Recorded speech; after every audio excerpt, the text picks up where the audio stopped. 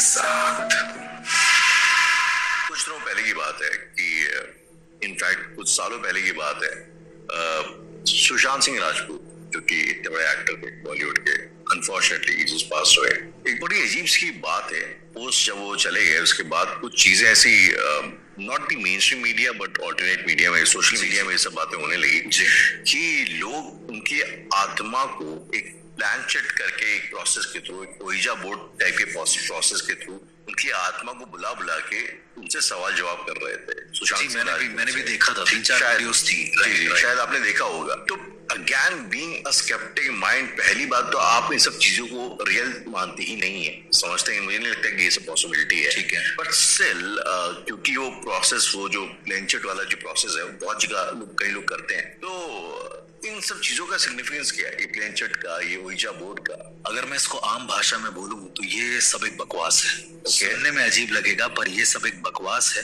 उसका उदाहरण ये है कि आप प्लानचेट, ब्लडी मैरी, आपने नाम सुना होगा, जी, अलग अलग तरीके के गेम्स हैं। लोगों और उनके यूट्यूब पर पड़ी जो वीडियोस हैं, उनका ये मानना है कि ये सारी चीजें होती हैं। वो ये दावा करते हैं बार बार कुछ ऐसा कर। मुझे ऐसा लगता है ये सब एक टीआरपी है। तो सुशांत सिंह राजपूत का मरना एक सच है कि वो नहीं है इस दुनिया में। उस चीज को बार बार प्रवोक करना कि वो मर गए हैं, उनके काला जादू हो रहा है, दैट इज नॉट फेयर, पहली चीज। दूसरी चीज, जब तक उसके कोई प्रभावित प्रमाण दिखे ना हमारे सामने तो दिख रहा है कि he is no more, right. अब हम बात करते हैं कि प्लानचेट क्या है। एक कमरे में बैठकर मोमबत्ती जलाना जहां पर हवा ना आ रही हो, और उसके बाद उस आत्मा का नाम बुलाना जो अब इस दुनिया में ना हो, उसी तरीके का ओइजी बोर्ड। तो ऐसे न जाने कितनी ही चीजें हैं यार। और ये सब लोगों को अवेयरनेस नहीं है, ये सब लोगों को बुलाने के तरीके नहीं पता है, तो ये लोग सुनते हैं किसी थर्ड मीडियम से जिसको खुद को कुछ नहीं पता होता है, और ये लोग खुद ट्राई करके फंस जाते हैं। तो आप क्या are you trying to say that कि ये जो चीजें होती हैं प्लानचेट या ओइजा बोर्ड, तो इट्स अ फेयर पॉसिबिलिटी कि इनसे जो दावा किए जाते हैं वो पॉसिबल है, वो किए जा सकते हैं? क्या आत्माओं को बुलाया जा सकता है प्लेनचेट के माध्यम से, ओइजा बोर्ड के माध्यम से? अगर आपको सच में अंदाजा है ऊर्जाओं का, अध्ययन है ऊर्जाओं का, अगर आपको सच में मंत्र विधाओं के बारे में हर एक चीज पता है, तो ये पॉसिबल है। ये पॉसिबल बिना प्लानचेट के भी है, ये पॉसिबल किसी भी गेम को बना लेने से है, ये पॉसिबल किसी नए जगह पर जाकर किसी को बुला लेने से है, और ये पॉसिबल रात में अंधेरे कमरे में बैठकर किसी आत्मा के बारे में सोचने से भी है। बस आपको मंत्र विधाओं के बारे में पता होना चाहिए। अगर मुस्लिम तरीके से देखें तो आपको सूरह आनी चाहिए, सूरह जिन, या फिर कई अलग अलग चीजें। हर धर्म के हिसाब से जो भी अलग अलग उनके अपने विधान है, अगर आपको वो अच्छे से पता है और आप एनर्जी से इंटरैक्ट कर सकते हैं, क्योंकि कहना बड़ा आसान है राहुल कि भूत प्रेत हैं, पर आज मैं आपको एक फैक्ट बताता हूँ कि डर मुझे भी लगता है। ओके, जब भी मैं कोई केस करता हूँ, कोई एग्जॉर्सिज्म होता है, किसी कर्स्ड ऑब्जेक्ट के बारे में मुझे पता चलता है, उसको छूने से पहले एक डर होता है।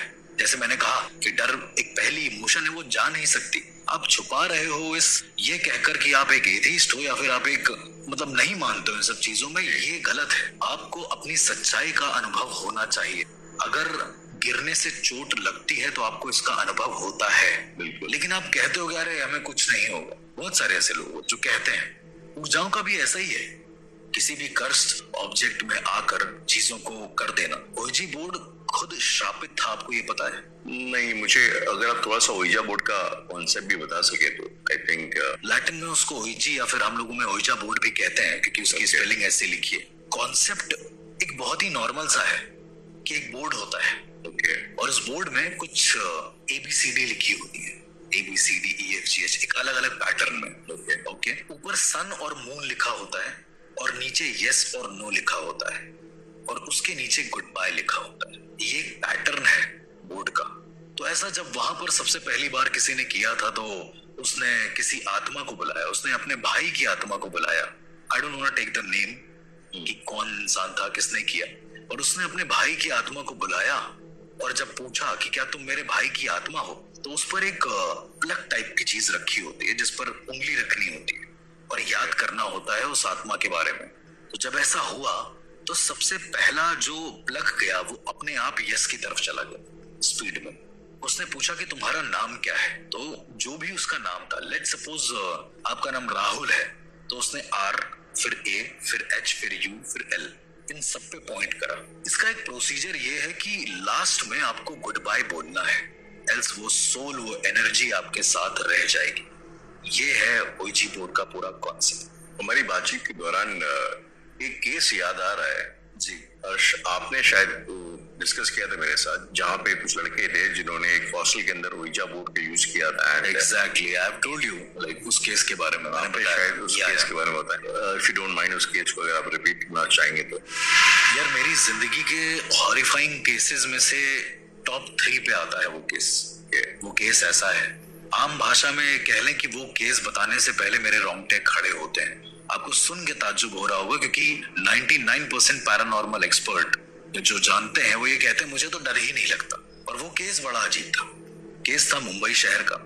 मेरे पास जब कॉल आता है तो पता चलता है कि एक इंसान है, एक पर्सन है, लेट सपोज वो हर रोज रात को उठता है, अपने वॉशरूम की दीवार की तरफ जाता है और अपना सर पटकता है, प्लस वो अपने जेनिटल्स को हार्म करने की कोशिश करता है। ये वो हर रात करता है और ऐसा करने की वजह से उसके शरीर में अलग अलग दिक्कतें आना शुरू हो गई। तो उनके घर वालों ने ये चीजें बताई। जब हमने पूरी तरीके से इन्वेस्टिगेशन किया, मैं प्रोसीजर नहीं बताऊंगा, पर जैसे भी हम लोगों ने इन्वेस्टिगेशन किया, जो भी हमें सिखाया गया था, बताया गया था, हमें एक चार्जशीट प्राप्त हुई उसके घर से। चार्जशीट, एक नॉर्मल सा चार्ट पेपर। उस चार्ट पेपर पे ओइजा बोर्ड बना हुआ था। उन्होंने पेंसिल से बनाया था, वो कोई बोर्ड नहीं था। तब जाकर पता चला कि इसके साथ साथ और 4 लोग ऐसे हैं जो सेम यही हरकतें कर रहे हैं और वो इसके दोस्त ही हैं। फिर एक और बात पता चली कि इन 5 लोगों ने ओइजा बोर्ड का इस्तेमाल किया रात में। इनको पता नहीं था कैसे करना है, जो भी इधर उधर से देखकर इन्होंने किया और वो करने के ठीक 1 साल बाद इन पर ये असर दिखना शुरू हुआ। 1 साल तक कोई असर ही नहीं हुआ। ये जो अपना जेनिटल्स को काटना और दीवार पे सर पटकने वाली जो बात आपने बोली जी, ये 1 साल बाद होना शुरू हुई। कोई अंदाजा भी नहीं लगा सकता कि ये सब ओईजी बोर्ड की तरफ से हो रहा है। खैर, हम लोगों को जब ये पता चल गया फाइनली, हम लोगों ने हर तरीके आजमा डाले। उस दिन कोई भी तरीका काम नहीं आया। उसको ले भी नहीं जा सकते थे कहीं पे। घर से बाहर जाने पर वो ब्लड की वॉमिट कर रहा था, तो हम बाहर नहीं ले जा सकते थे। डॉक्टर्स ने हार मान ली थी, क्योंकि हमारा पहला चरण ही डॉक्टर होता है कि पहले डॉक्टर जाए या एक साइकोलॉजिस्ट जाए और वो जाकर देखे। पर जब वो ना करते हैं तब हम अपना हाथ आगे बढ़ाते हैं कि हाँ, अब हम देख सकते हैं। तो जब उन 5 लोगों को इकट्ठा किया गया तो अंत में थक हार कर मैंने अपने आध्यात्मिक गुरुओं से सलाह लेना जरूरी समझा। मैंने उनसे पूछा तो एक मंदिर के महंत ने मुझसे बोला, वो बहुत बहुत सीनियर है, बहुत पुराने हैं और उनकी आंखें नहीं, लेकिन वो बहुत बहुत अच्छे संत थे और बहुत अच्छे महात्मा थे जिनको ज्ञान था, जो कभी किसी से 1 रुपए नहीं लेते थे। उन्होंने कहा कि नासिक में एक इंसान मिलेगा हमको और वो नॉर्मल से पेड़ के नीचे बैठा होगा। उन्होंने 2-3 हिंट भी दिए और कहा कि उस इंसान को ढूंढ कर लाओ। हम लोग चले गए, बताई गई जगह पर पहुंचे तो वहां पर एक बाबा मिले और उन्होंने सीधा हमसे ये बोला कि आप लोग शायद उस दुविधा के बारे में बात करने आए हैं जो घटित हुई है। प्योर हिंदी में बोल रहे थे। आप लोगों के बिना पूछे? ओके। मुझे लगा शायद बाबा ने बता दिया होगा कॉल करके या जैसे भी। तो दरअसल रास्ते में हम ट्रेन से आ रहे थे, हमें खाना नहीं मिल पाया, तो उन्होंने कहा कि खाना खा लो पहले, तुम लोगों को भूख लग रही होगी। कुछ खाया नहीं है। ताज्जुब की बात मेरे लिए तो नहीं थी, क्योंकि मुझे पता था कि संत और महात्माओं में इतनी ताकत होती है कि वो कुछ भी कर सकते हैं, अपने ध्यान, अपनी चेतना, अपनी एकाग्रता को लेकर। उसके बाद हम लोगों ने खाना पीना करा और हम लोग सीधा निकल आए मुंबई। बाबा ने जब ये सारी चीजें देखी तो उन्होंने कहा कि इन्होंने जो वो कागज था, जो वो बोर्ड था, उनकी इंटेंशंस इतनी ज्यादा पावरफुल हो गई थी, इन 5 की विल इतनी ज्यादा मजबूत हो गई थी कि उसने एक नई मैनिफेस्टेशंस को जन्म दे दिया और उसने एनर्जीज को बाइंड होने पर मजबूर कर दिया कि कोई एक ऐसी एंटिटी आ जाए जो बात करना चाहती हो। तो सबसे पहले भ्रूण की आत्मा आई। भ्रूण की आत्मा आई। जो बच्चा पैदा होता है नया नया, या फिर 8 महीने का पैदा हुआ बच्चा, उन्होंने मुझसे ये कहा कि सबसे पहला काम ये करना होगा कि इन पांचों के घर वालों को बोलो कि शहर छोड़कर चले जाए। मुझे नहीं पता क्यों, मैंने पूछा भी नहीं क्योंकि आदत नहीं है। उसके बाद उन्होंने कहा कि इन पांचों को एक राउंड शेप में बैठा लो, बट सबकी पीठ दिख रही हो, सब पीठ करके बैठे हो एक दूसरे की तरफ, और बीच में लेड का बनाया हुआ एक बॉक्स रख दिया। तो लेड बेसिकली एनर्जीज को रोक लेता है, ये भी आपने भी सुना ही होगा शायद, प्रैक्टिकल है ये, इंसुलेटर। एग्जैक्टली। लास्ट में उन्होंने मुझसे कहा कि अब किसी बच्चे का इंतजाम करो जो 8 महीने का हुआ हो और मर गया हो, और उसका ताजा शरीर चाहिए। बहुत मुश्किल था, मैं बता भी नहीं सकता कि हम लोगों ने कितनी जद्दोजहद करी इस बारे में। फिर अंत में जाकर कोई एक पर्सन तैयार हुआ, और जैसे तैसे हम लोग उस में मरे हुए बच्चे को लेकर आए उन बाबा के पास। उन बाबा ने लेड के ऊपर उस बच्चे को रख दिया। सप्तबंधन मंत्र और कई सारे ऐसे मंत्र हैं हमारे वेदों में जो शायद कारगर होते हैं इस तरह की शक्तियों से लड़ने के। इसके बाद उन्होंने हमको एक मंत्र उच्चारण करने के लिए कहा। हमने वो मंत्र उच्चारण किया और बोला कि आंखें मत खोलना जब तक वो ना कहे। हमने नहीं खोली। करीबन 10 मिनट मंत्रोच्चारण के बाद वो कहते हैं कि अपनी आंखें खोलो और झटके में बंद कर लेना। हमने खोला और आंखें बंद कर ली, और राहुल उस वक्त का जो नजारा था मेरी जिंदगी का सबसे अनोखा नजारा था, क्योंकि उस वक्त मैंने उस अजन्मे भ्रूण को उस लेड के बॉक्स पर बैठा हुआ देखा था। उस अजन्मे भ्रूण को उस लेड बॉक्स के ऊपर बैठा हुआ देखा, जो कि मर चुका था भ्रूण, पूरा खून में लथपथ वो उस लेड के बॉक्स के ऊपर बैठा था। और जैसे ही आंखें बंद हुई हैं, बहुत जोर जोर से हंसने की आवाजें आई हैं किसी बच्चे की, और दर के ऊपर बैठा था। और जैसे ही आंखें बंद हुई हैं, बहुत जोर जोर से हंसने की आवाजें आई हैं किसी बच्चे की, और 10 मिनट के बाद वो आवाज फिर बंद हो गई।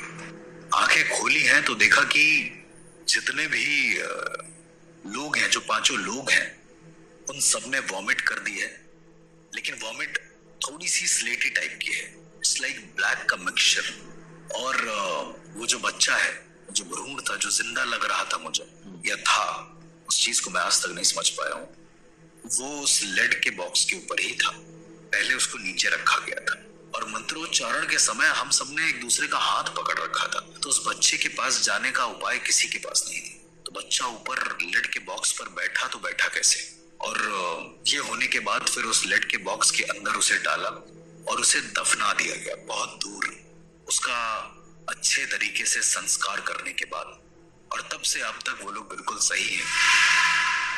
इसी तरीके से एक गेम और है जिसे हम लोग प्लानचेट बोलते हैं, और ब्लडी मैरी के बारे में भी बहुत ज्यादा जिक्र है। ब्लडी मैरी के गेम के बारे में अगर मैं आपको बताऊं, क्योंकि वो बहुत ज्यादा प्रचलित हुआ था एक समय पे, और कई सारी यूट्यूब वीडियोस में भी, व्लॉग्स वगैरह में लोग कर करके डाल रहे हैं बिना ये जाने कि उसका अंजाम क्या होगा। तो उसमें होता ये था कि एक शीशे के सामने रात को 3 बजे जाकर बोलना होता था कि bloody Mary, bloody Mary, bloody Mary.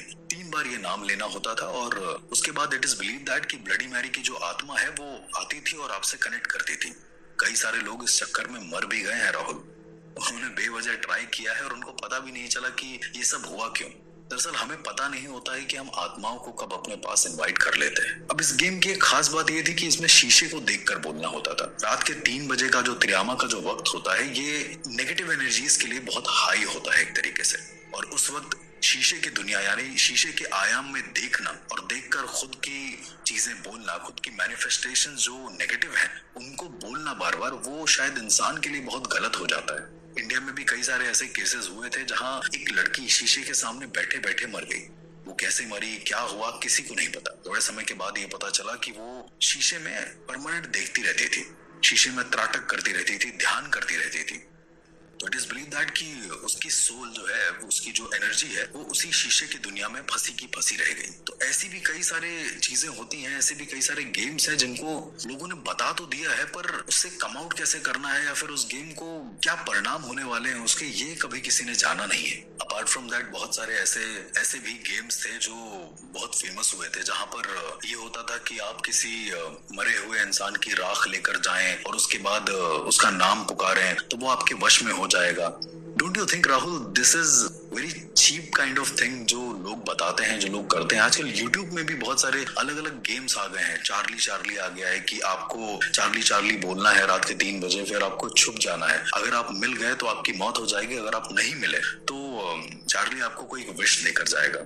मैं बहुत ज्यादा फेडअप हो गया था इन सब चीजों को देखकर, क्योंकि जिस तरह के गेम्स के बारे में बात हो रही है, दरअसल वो एग्जिस्ट ही नहीं करते हैं। दरअसल वो बस एक किसी इंसान की करी गई मैनिफेस्टेशन है जो वर्क कर गई है। बहुत सारे लोगों का ये भी मानना था कि कुछ गेम ऐसे होते हैं जिसमें एक खाली एलिवेटर में जाना होता था हर इंसान को, और ऑल्टरनेटिव नंबर दबाने होते थे। और ऐसा उनका कहना था कि वो लिफ्ट जाती है सीधा दूसरे ब्रह्मांड की ओर, किसी और मल्टीवर्स की तरफ। द मिडनाइट गेम के नाम से एक गेम बहुत फेमस हुआ था, जिसमें 2010 के आसपास था ये, जिसमें कहा गया था कि एक बोगी मैन है, मतलब एक किलर है, बहुत अजीब सा साइको किलर है। तो इस गेम को खेलने के लिए क्या होता था कि आपको रात में 3 बजे एक लाल किताब लेकर बैठना होता था और उसमें द मिडनाइट लिखना पड़ता था और उसके नाम को करीब 10 से 15 बार बुलाना पड़ता था। तो इट इज बिलीव दैट कि फिर वो जो मिडनाइट मैन था वो आता था और आपको 3:33 तक लगातार वो चेज करेगा। अगर आप बच गए उस अंधेरे कमरे में तो ठीक है, नहीं बचे तो फिर मौत है। ये प्लानचेट और ओइजा बोर्ड और ब्लडी मैरी, इन सबको जो लोग इतना आसान समझते हैं, ये दरअसल इतना आसान नहीं है। कभी कभी तुम बहुत आसान समझकर चीजों को कर तो देते हो और उसका परिणाम शायद तुम जन्मों तक गेस नहीं कर सकते। ये जितना आपने बताया बुरी आत्माओं के बारे में, तो क्या अच्छी आत्माएं भी एग्जिस्ट करती हैं?